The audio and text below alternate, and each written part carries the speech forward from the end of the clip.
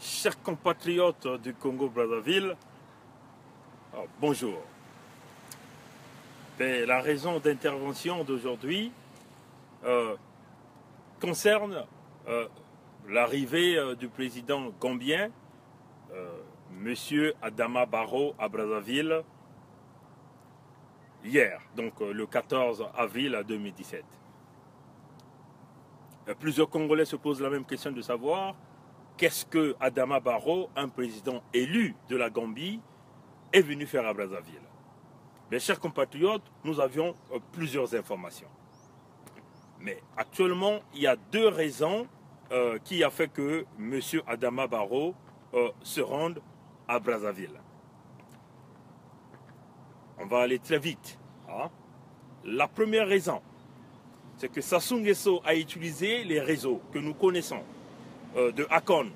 Tout le monde connaît Akon. Akon, c'est ce chanteur gambien, donc sénégalais, mais on peut dire c'est un Gambien. Hein? Akon est un Gambien qui a de très bonnes relations avec Kiki.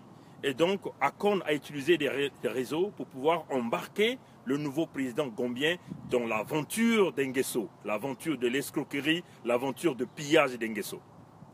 Donc, Kiki, par le biais de Akon, ont arrivé à faire une forte proposition au président Adama Barrow. Mais nous savons tous que le Congo-Brazzaville, donc Sassou, est un distributeur de billets de banque.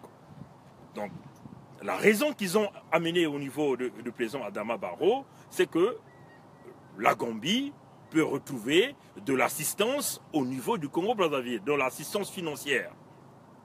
Et par cette raison, ils ont donc arrivé à convaincre le président Adama Barrow, qui quelquefois, lui-même il venait d'arriver au pouvoir, il est arrivé, les caisses de la Gambie étant vides, il doit donc chercher des possibilités pour pouvoir essayer de redresser, si vous voulez, de pouvoir essayer de booster l'économie gambienne. Il a tourné un peu partout, comme nous savons, il y a plein de promesses, mais ça tardait à venir. Il a eu une opportunité en or qui consiste donc de faire ce petit voyage sur Brazzaville qui lui permettait donc de rafouer les caisses de la Gambie. Mais plusieurs personnes doivent se poser la question de savoir pourquoi donc le président Adama Barrow a accepté. Vous voyez, le président Adama Barrow, comme vous le dites, c'est d'abord un homme d'affaires.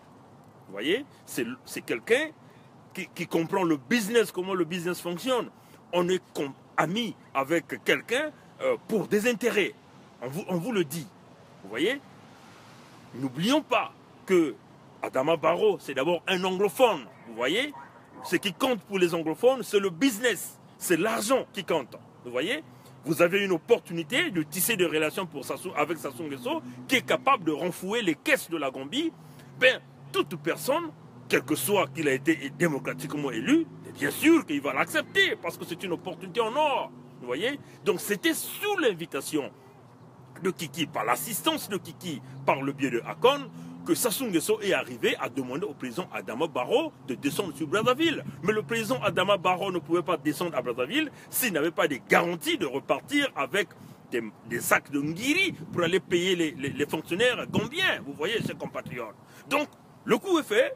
C'est un homme, c'est un businessman. Il a accepté l'opportunité de venir à Brazzaville. Comme vous le savez, Sassou Nguesso demeure toujours ce distributeur de billets et il le distribue à qui il veut. Vous voyez, Sassou Nguesso étant en difficulté, il est en train de chercher le leadership, il est en train de chercher qu'on essaie de lui donner ce côté présidentiable, qu'on essaie de lui donner tous ces honneurs là, vous voyez. Donc pour Sassou Nguesso, faire descendre un gars comme Adama Barrow à Brazzaville, ce serait une opportunité pour essayer de manifester encore, si vous voulez, auprès de cette communauté congolaise, hein, de cette communauté auprès des Congolais ou encore de la communauté internationale, que Sassou Nguesso demeure l'homme qui est aimé un peu partout en Afrique. Vous voyez, chers compatriotes.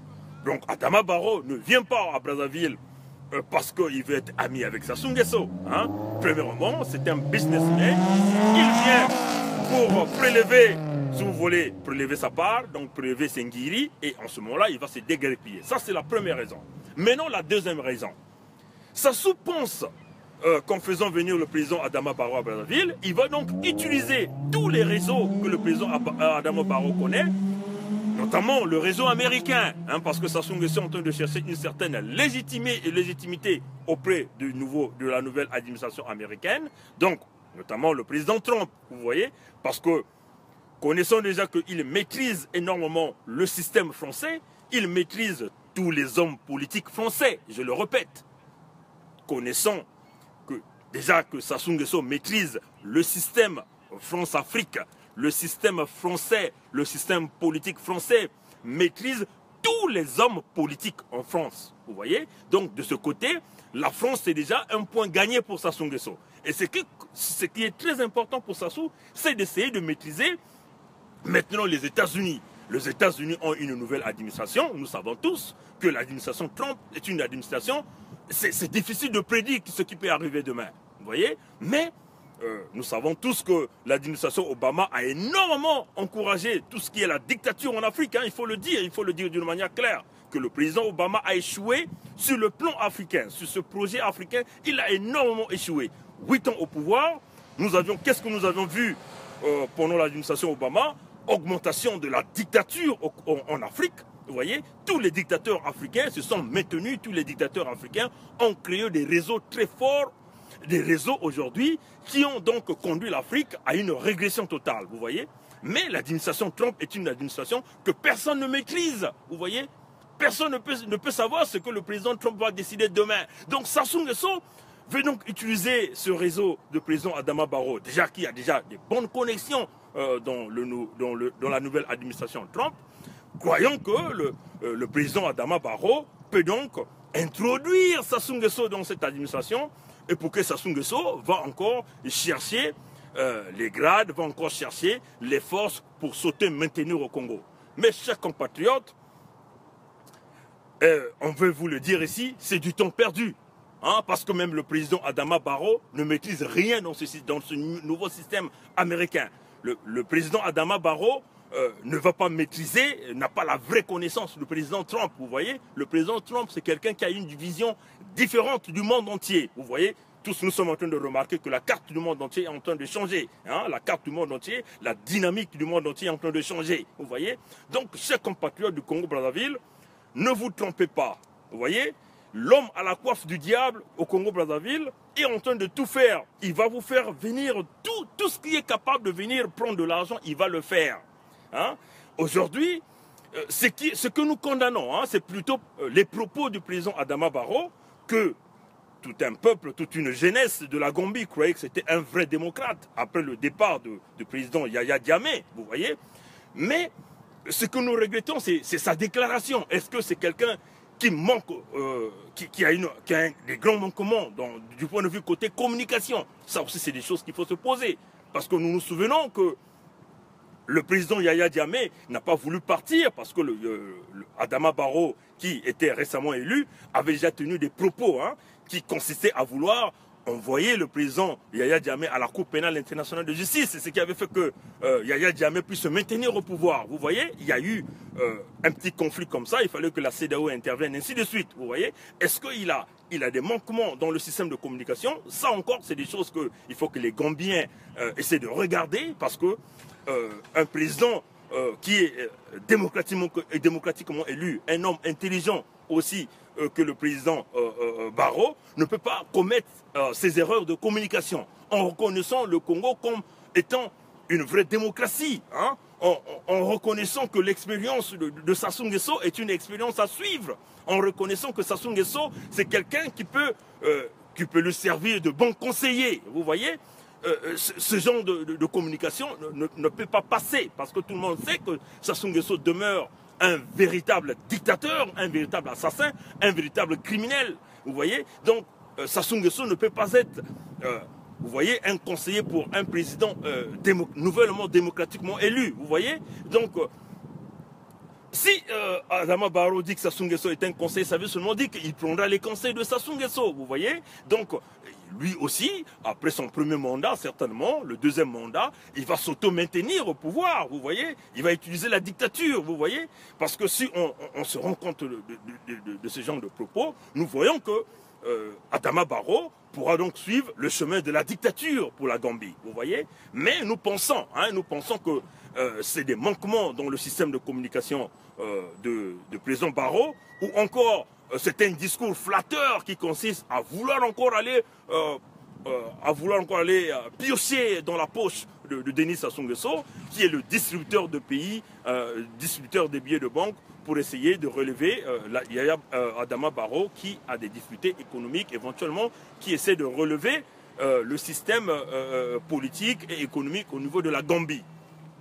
Maintenant, nous voulons ici terminer en passant un message très fort aux Congolais. Vous voyez, chers compatriotes, nous commençons de voir plusieurs affiches de cette fameuse campagne électorale pour des élections législatives au Congo-Brazzaville, qui est très regrettable parce que comment voulez-vous aller à des élections, puisque nous savons déjà que les élections au Congo-Brazzaville sont des élections biaisées, des élections clichés.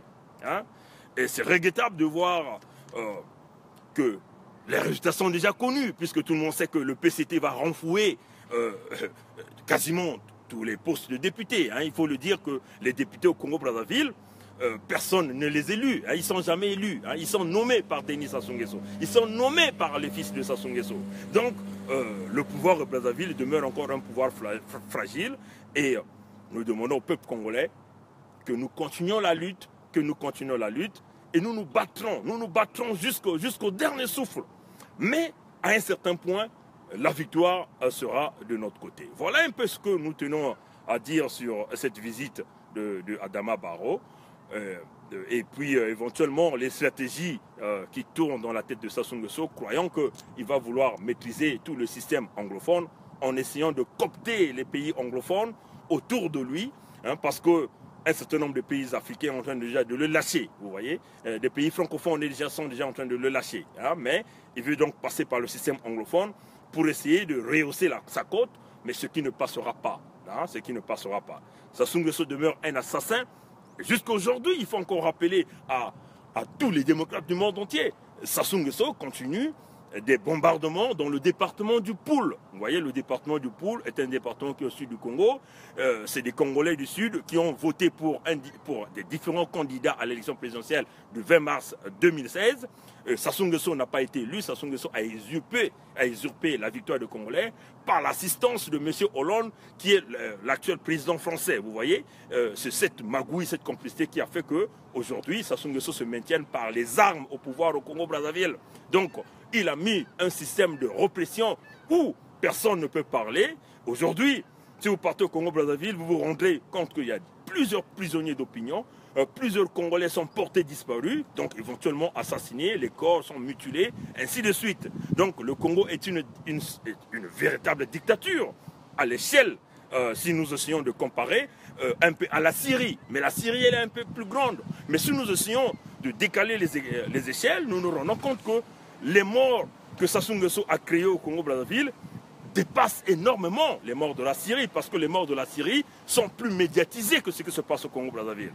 Ce qui se passe au Congo-Brazzaville n'est pas médiatisé parce que vous avez ceux qui soutiennent Sassou Nguesso, notamment des politiciens français et le système politique en France qui est là en train de maintenir Sassou Nguesso, et tout le monde le sait. Hein, déjà, quand on nous donne l'autorisation d'aller changer la Constitution contre le gré des Congolais, ça démontre tout, hein, notamment maintenant, même si nous savons qu'il y a la répression, les Congolais sont assassinés, les Congolais sont tués, mais personne ne dit rien dans le milieu système politique français, personne ne dit rien.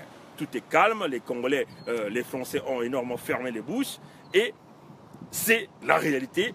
Le Congo est devenu une jungle, le Congo est devenu une dictature où plusieurs Congolais sont en train de mourir, assassinés, froidement abattus, et personne ne dit rien. Et voilà pourquoi nous, qui avons cette chance-là d'être à la diaspora, d'être à l'extérieur du Congo, on essaie de passer l'information au monde entier à travers les vidéos que nous sommes en train de faire pour essayer d'attirer la compassion des grands leaders du monde pour qu'ils essaient de regarder la situation du Congo-Brazzaville d'une manière claire. Éventuellement, essayer d'arrêter la dictature, essayer d'arrêter les assassinats, essayer d'arrêter les bombardements. Parce que quand on nous parle des bombardements, il s'agit de dire que le département du Poul, il n'y a pas des militaires dans les départements de Poul. Il n'y a pas des hommes armés dans les départements de Poul qui combattent contre les miliciens de Sassou Nguesso.